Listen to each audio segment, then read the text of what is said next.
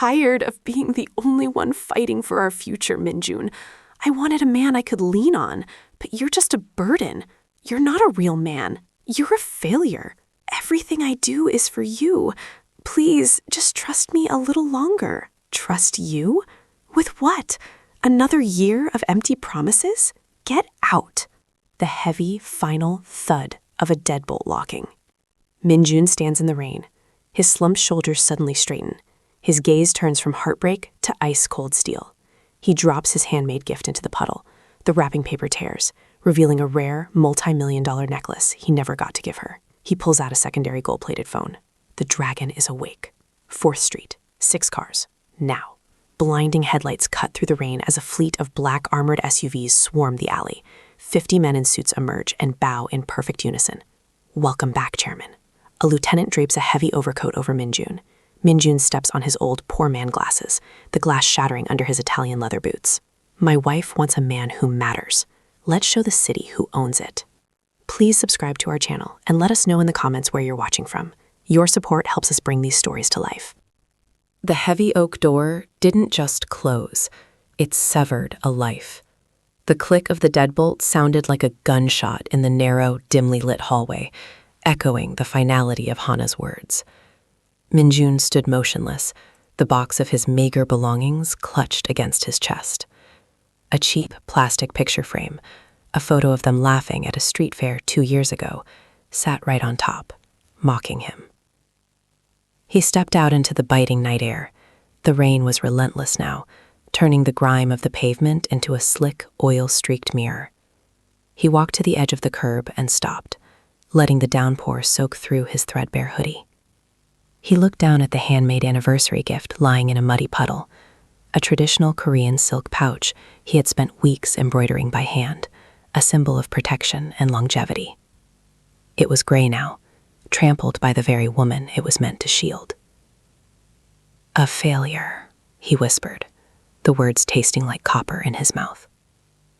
For 3 years, he had suppressed every instinct that had made him the most feared man in Seoul. He had traded his tailored silks for polyester blends, and his cold commands for "yes, dear." He had allowed his muscles to soften and his gaze to dull, all to ensure that when the rival factions looked for the shadow dragon, they would never think to look at the man clipping coupons in a Bronx grocery store. He had endured her frustrations, her sighs of disappointment, and finally her contempt, all because he believed his love was a sanctuary. But the sanctuary had turned into a prison, and the woman he loved had become his jailer. Minjun reached into the hidden inner lining of his sleeve. His fingers brushed against a cold metallic casing, a secondary phone, black and encrypted, that had remained silent for over 1,000 days. He flipped it open. The glow of the screen was an aggressive neon blue against the dark street. He didn't hesitate. He pressed a single command, a ghost signal that would ping servers from Singapore to Geneva, lighting up a network that had been mourning its king. He brought the phone to his ear. The line didn't even ring. It was picked up instantly. "Chairman?" The voice on the other end was thick with disbelief and a terrifying sort of repressed violence. Minjun's voice had changed. The hesitant, soft-spoken husband was gone. In his place was a man whose tone could freeze blood. "The hiatus is over," Minjun said, his eyes tracking a black sedan turning the corner 3 blocks away. "The dragon is awake. I'm at the corner of 4th and Main. Bring the fleet. And bring the ledger. I need to see who has been touching what is mine." He snapped the phone shut and dropped it into the puddle next to the ruined silk pouch. As the first pair of blinding high beams cut through the rain toward him, Minjun straightened his spine, his shadow lengthening against the brick walls like a beast stretching after a long slumber. The screech of high-performance tires drowned out the rhythmic patter of the rain as 6 obsidian-black armored SUVs rounded the corner in a perfect predatory formation.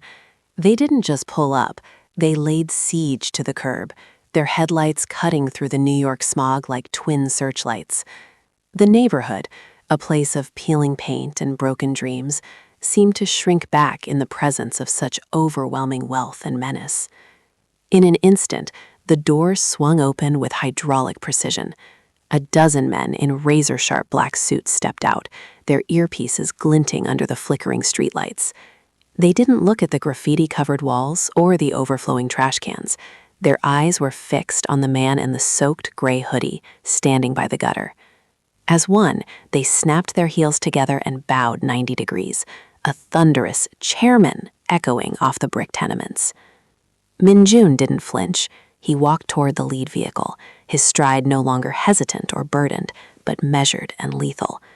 A high-ranking lieutenant, a man whose own scars were hidden beneath a $1,000 shirt, stepped forward with a garment bag and a heavy charcoal gray cashmere overcoat. Inside the tinted sanctuary of the lead SUV, the transformation was silent and absolute. Min-jun stripped away the polyester hoodie, the uniform of the failure Hana had despised, and let it fall to the floor mats like a shed skin. He slid into a bespoke Italian suit that fit his broad shoulders like a second layer of armor. As he buttoned the crisp white shirt and tightened a silk tie, the soft-spoken husband vanished. The shadow dragon looked back from the vanity mirror, his eyes as cold and unforgiving as the deep sea. He stepped back out into the rain, but this time he didn't feel the chill. The lieutenant handed him a pair of matte black designer sunglasses and a silver case. Min-jun took a single cigarette, and 3 lighters appeared instantly to catch the flame. He took a long, slow drag, the orange cherry glowing in the dark, before his gaze drifted up to the 3rd-floor window, where a light still flickered in the apartment he once called home. He reached into his pocket and pulled out his wedding band, a simple, thin gold circle that had once represented his entire world. He looked at it for a heartbeat, the memory of Hana's laughter flitting through his mind, being crushed by the weight of her final insult. With a flick of his wrist, he tossed the ring into the churning, muddy water of the sewer grate. "Chairman," the lieutenant whispered, holding open the door to the master cabin. "Your appointments for the week? The construction firms in Seoul, the shipping merger in Tokyo?" Min-jun exhaled a cloud of smoke that vanished into the storm. "Cancel them," he commanded, his voice a low, vibrating growl. "Clear my schedule entirely. I have a wedding ring to bury, a traitor to find, and a debt of honor to collect." The scent of stale rain and cheap detergent was replaced by the aroma of white truffles and aged vintage wine. Hana sat across from Mr. Kang in the center of a restaurant where the wait list was 6 months long and the patrons didn't look at the prices. The candlelight flickered against her skin, catching the sparkle of the diamond pendant Kang had presented her the moment she stepped into his car. It was heavier than the anniversary gift Min-jun had tried to give her, and for a fleeting second, the memory of her husband's rain-soaked face flashed behind her eyes. She quickly pushed it away, taking a long sip of the champagne. It was crisp, expensive, and tasted like the life she had dreamed of for 3 years. "You look breathtaking, Hana," Mr. Kang said, his voice a smooth, practiced baritone. He reached across the table, his fingers grazing her hand. His skin was manicured, his watch a platinum piece that probably cost more than the apartment she had just kicked Min-jun out of. A woman of your caliber shouldn't be worrying about rent or groceries. You were meant for gold, not grit. Hana forced a smile, though a small, persistent sting of guilt pricked at her chest. She thought of Min-jun's calloused hands, hands that had scrubbed floors and cooked her every meal so she could rest after her double shifts. But then she remembered his silence when she begged him to find a real job. She remembered the shame of being the only one holding their world together. I'm not used to this," she admitted, her voice trembling slightly. "I spent so long trying to make something out of nothing. I thought I was being loyal, but I was just being foolish." "Loyalty to a man who gives you nothing is just a slow suicide," Kang replied, his eyes narrowing with a predatory glint he quickly masked with a smile. "You didn't leave him because you're cruel, Hana. You left him because you finally realized you deserved better than a failure. A real man provides. A real man builds an empire for his queen." The word failure echoed in her mind, sounding exactly as sharp as it had when she screamed it into the rain. She looked at the luxury surrounding her, the soft velvet, the hushed conversations of the elite, the way the staff bowed to Kang. This was the empire she wanted. She told herself that the hollow feeling in her stomach was just the shock of the change, not regret. "To new beginnings," Kang whispered, raising his glass. Hana clinked her flute against his, the crystal ringing with a clear, sharp tone. She told herself she was happy. She told herself she had finally escaped the shadow of a man who couldn't offer her anything but a handmade card and a wilted rose. But as the waiter served a dish that cost more than Minjun's monthly allowance, she couldn't help but wonder why the luxury felt so cold. The penthouse of the Black Dragon headquarters was a fortress of glass and steel, overlooking a city that had no idea its true master had returned. Minjun stood in the darkened office, the only light coming from a wall of high-definition monitors. His face was a mask of cold granite as he watched the live feed from a hidden camera tucked inside a floral arrangement in Hana's new boutique. On the screen, the romantic facade of Mr. Kang was beginning to crack like cheap porcelain. Hana stood behind her counter, looking elegant but unsettled. She was holding a ledger, her brow furrowed as she pointed to a series of offshore deposits that didn't align with her sales. "I don't understand these numbers, Julian," she said, using the Western name Kang had given her. "These transactions, they aren't for dresses. This looks like—" Kang's reaction was instantaneous. He didn't offer a smooth explanation or a comforting smile. He stepped into her personal space, his hand gripping the edge of the counter with enough force to make the wood groan. The wealthy investor vanished, replaced by a low-level thug with a taste of unearned power. "You're asking the wrong questions, Hana," Kang hissed, his voice dropping into a register that made her flinch. He reached out, his fingers tightening around her chin, forcing her to look up at him. "I gave you this shop. I gave you that dress. You aren't a partner. You're an asset. Your job is to look beautiful and sign the papers I put in front of you. Do you understand?" Hana's eyes widened, a flicker of genuine terror crossing her face, the kind of fear she had never once felt in 3 years with Minjun. "You're hurting me," she whispered, her voice trembling. "Then learn your place," Kang growled, leaning in until his breath hit her cheek. "I'm not that pathetic dog you used to live with. I don't take insults and I don't tolerate curiosity. If you ever mention these accounts again, you'll find out exactly how expensive my kindness can get." In the darkened office, Minjun's knuckles turned white as he gripped the arm of his leather chair. A low, guttural growl vibrated in his chest. His lieutenant, standing in the shadows, stepped forward. "Chairman, shall we eliminate him now?" Minjun watched Hana on the screen, seeing the realization of her mistake dawning in her tear-filled eyes. The pain of her betrayal was still a raw wound in his heart, but the instinct to protect her was older and deeper. He took a slow, controlled breath, his eyes never leaving Kang's hand on her face. "No," Minjun said, his voice a lethal whisper that promised a fate worse than death. "If I kill him now, he dies a businessman. I want him to die a coward. Let him keep playing his part. I want Hana to see every ugly inch of the real man she chose over me. But tell the team, if he so much as leaves a bruise on her, burn everything he owns while he's still inside it." The golden embossed envelope appeared on the counter of Hana's boutique like a fallen star amidst the wreckage of her mourning. After Kang's departure, the air in the shop felt heavy, tainted by the lingering scent of his expensive cologne and the echo of his threats. Her chin still throbbed where his fingers had gripped her, a physical reminder that the luxury she had traded her soul for came with a jagged edge. But as she slid a manicured finger under the heavy wax seal of the invitation, her breath caught in her throat.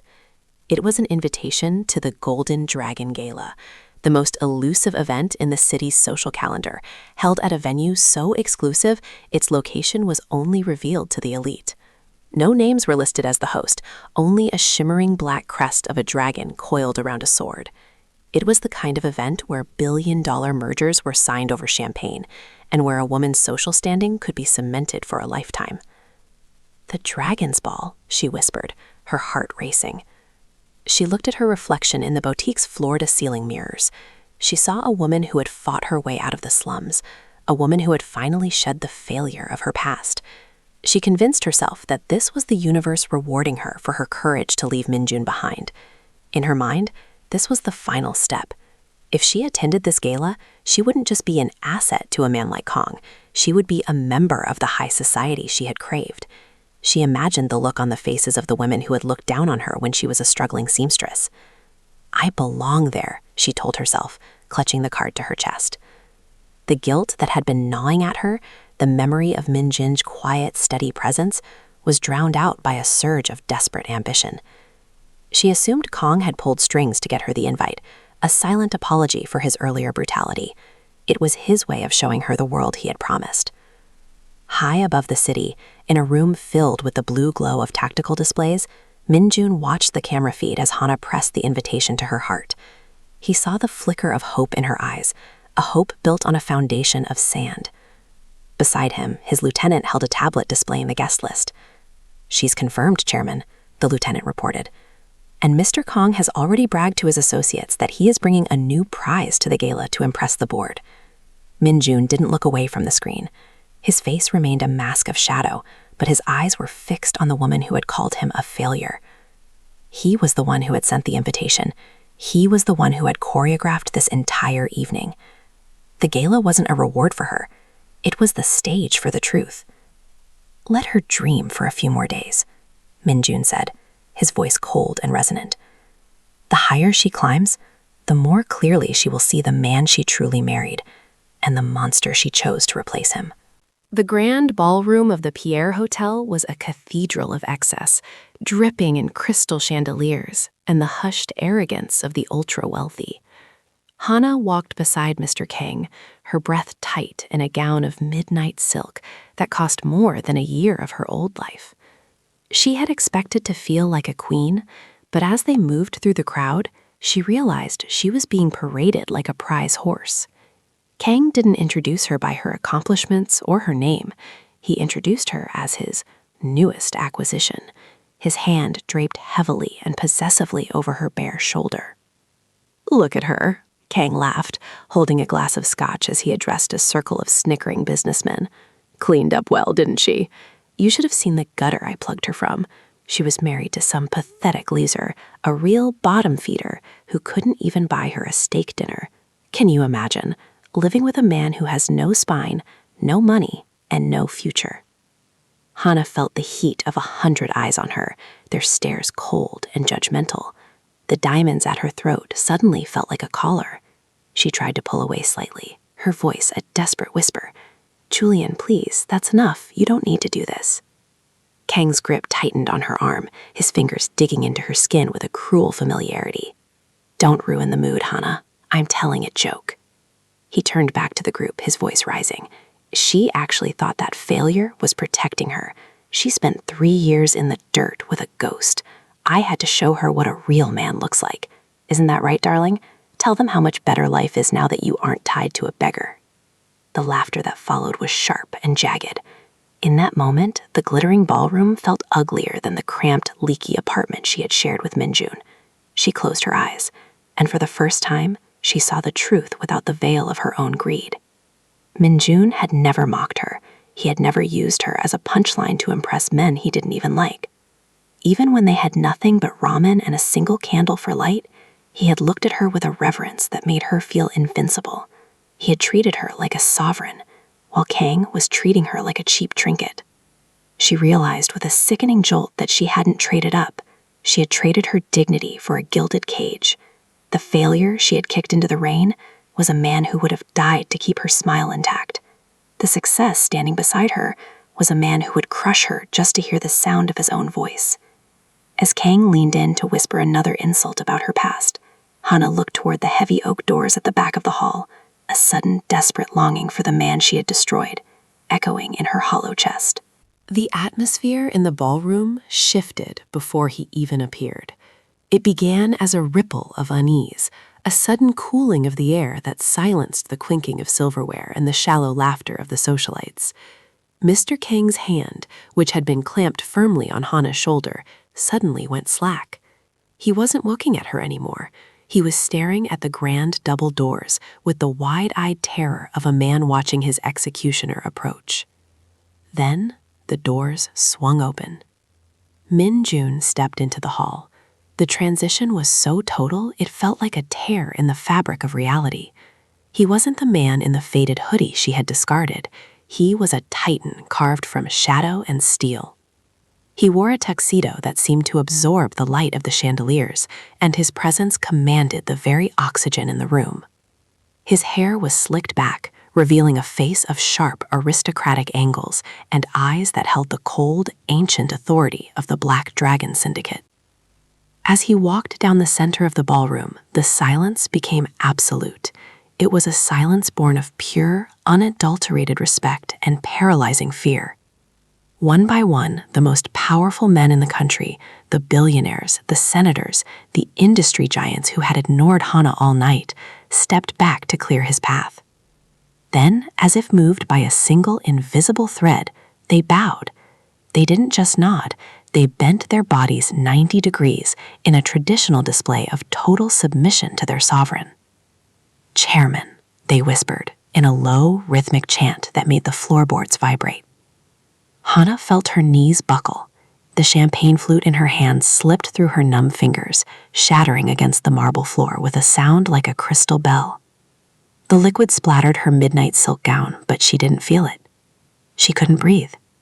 Her heart hammered against her ribs as she stared at the man she had called a parasite, a ghost, a failure. "Minjun?"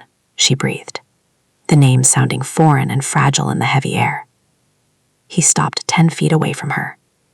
He didn't look at the crowd, and he certainly didn't look at the trembling Mr. Kang. His gaze landed on Hana. For 3 years, those eyes had looked at her with a warmth that could melt winter. Now, they were as impenetrable as a frosted mirror. There was no anger in them, which was worse. There was only the terrifying distance of a god looking at a mortal who had forgotten her place. The man she had kicked into the rain was gone. In his place stood the king of the underworld, a man who owned the very ground she walked on. As the silence stretched, Hana realized with a crushing weight that she hadn't been the one supporting him. He had been the one holding up the entire world, just so she could sleep in peace. The silence of the ballroom shattered into a frantic, jagged chaos. Mr. Kang, realizing his life was forfeit the moment Minjun's eyes locked onto his, didn't reach for an apology. He reached for survival. In a desperate, cowardly blur, he lunged at Hana, his arms snaking around her throat and pulling her violently against his chest. He fumbled a small, snub-nosed pistol from his waistband, pressing the cold steel into her temple. "Stay back," Kang screamed, his voice cracking into a high-pitched, pathetic wail. "I know who you are now, Chairman. You won't kill me, not while I have her. You loved this woman once, didn't you? You played house with her. One more step and I'll paint this marble with her brains." The elite guests scrambled toward the walls, their gasps of horror filling the air. But Minjun didn't stop. He didn't flinch. He continued his slow, predatory advance, his leather shoes clicking against the floor with a rhythmic, terrifying steady beat. He didn't look like a man whose wife was in danger. He looked like a force of nature that had already decided the outcome. "Julian, please," Hana sobbed, her body shaking as the realization of her choice finally broke her. She looked at Minjun, her eyes begging for the warmth she had once thrown away, but she found only the void. "You made a mistake, Kang," Minjun said, his voice a low, vibrating hum that seemed to bypass the ears and strike directly at the heart. "You thought her life was a bargaining chip, but you forgot that everything in this room, including the air in your lungs, belongs to me." Kang's hand trembled, the gun wobbling against Hana's skin. In that split second of hesitation, Minjun moved. It was a blur of violence so precise it was almost beautiful. Before Kang could even pull the trigger, Minjun had closed the distance. With a strike like a lightning bolt, he caught Kang's wrist, the sound of snapping bone echoing through the hall. The gun fell to the floor, silenced by a thick rug, and with a single, brutal shove, Minjun sent Kang spiraling backward into a pyramid of crystal glasses. Hana collapsed forward, gasping for air, her legs giving out. She expected Minjun to catch her, to pull her into his arms and tell her she was safe, just as he had done 1,000 times in their small kitchen. Instead, he simply stood over her, his shadow swallowing her whole. He adjusted the cuff of his sleeve, his expression remaining as flat and unreadable as a tombstone. He had saved her life, but he hadn't saved them. He looked down at her, the woman who had called him a failure, and for the first time, Hana saw that the man who had loved her was truly dead.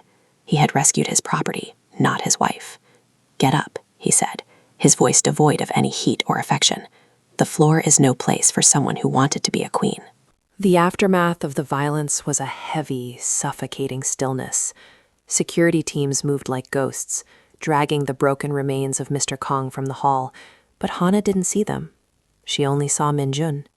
He stood amidst the opulence, the undisputed sun around which this entire world orbited. Desperation, thick and bitter, rose in her throat. She crawled toward him, her midnight silk gown torn and stained with the champagne of her shattered ambitions. "Minjun, I'm so sorry," she sobbed, reaching out to touch the hem of his coat. "I didn't know. I thought I was losing you to laziness, but you were protecting me. You were carrying the weight of the world just so I could have a peaceful home. Please, let's go back. Let's go back to our apartment. I don't need the gold. I just need you." Minjun looked down at her, and for a fleeting second, a shadow of the old tenderness flickered in his eyes, the ghost of the man who used to count pennies to buy her favorite chocolate. But then he remembered the rain. He remembered the ring in the puddle. He remembered the sound of his own heart breaking when she called his sacrifice a failure. The man who had lived for her was gone, buried under the weight of her contempt. He reached into his pocket and pulled out a heavy platinum keycard and a set of keys embossed with a royal crest. He didn't kneel to her level. He simply dropped them into her trembling palms. "This is the deed to a mansion in the hills," he said, his voice a low, hollow chime. "It has the walk-in closets you cried for. It has the staff you said I should be leading. It has every luxury you claimed a real man provides." Hana stared at the keys, the metal cold and mocking against her skin. "I don't want the house, Minjun. I want my husband." "Your husband died in the rain, Hana," he replied, his gaze shifting toward the exit. "He was a man who found strength in silence and power in peace. But you called that strength a weakness. You wanted a king, but you forgot that kings don't have hearts. They have territories." He turned his back on her, his overcoat billowing like a dark wing. The most powerful men in the room parted like the Red Sea as he began to walk away. "Minjun," she wailed, her voice echoing off the vaulted ceilings. "Please, I love you." He paused, but he didn't turn around. "You loved the idea of who I could be, but you hated the man I chose to be for you. You wanted this life, Hana. Now you have it. You have the gold, the status, and the security." He took a final step toward the door, his silhouette framed by the blinding light of the lobby. "But you don't have me. You never will again." As the grand doors closed behind him, Hana sat alone on the cold marble floor, surrounded by the wealth she had traded her life for, realizing too late that a mansion is just a tomb when the only person who ever truly saw you is gone. The moral of the story: true strength is not measured by the power one wields, but by the sacrifices one makes to protect those they love. If you judge a person only by their status or their bank account, you might realize too late that you've discarded a diamond because you were too blinded by the shine of fool's gold.